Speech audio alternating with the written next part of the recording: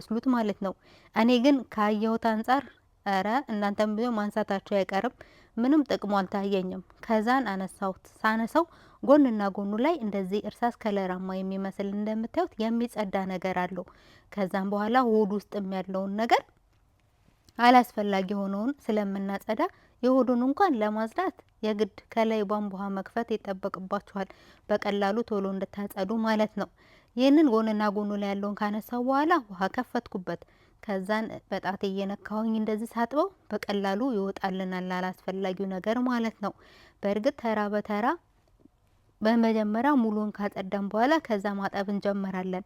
እኔ እንዳሳያችሁ ብዬ ነው አንዱን መጀመሪያ አጽድቼ እንደዚህ አያችሁት፣ ሆዱን ንጹህ ነው በቃ።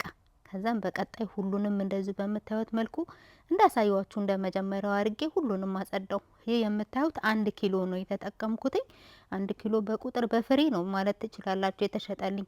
እና ሴትና ወንድ ክራብስ የሚባል አለ፣ ይለያል ማለት ነው። የሴቷ ዋጋዋ ትንሽ ጨመር ያደርጋል፣ የወንዱ ደግሞ ዋጋው ቀነስ ያደርጋል። የሚለየው መቀመጫቸው ላይ መጀመሪያ ሳጸዳ የነበረው የነካሁት እሱ ነው።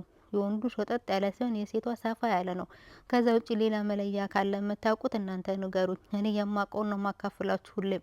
ሁሉንም ካጸዳው በኋላ ካጠብኩ በኋላ አሁንም ለቅለቅ አደረኩትና ከዛ ሎሚ አንድ ጨመኩበት፣ ጨው አረግበታለሁ፣ ቬኒጋር ወይንም አቼቶ የሚሉትን አረግበታለሁ።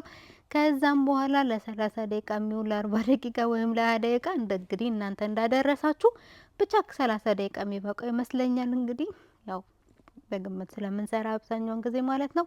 እንደዚህ አድርጌ እንደ ሀገራችን ዶሮን የዘፈዘፍኳት የሚገርማችሁ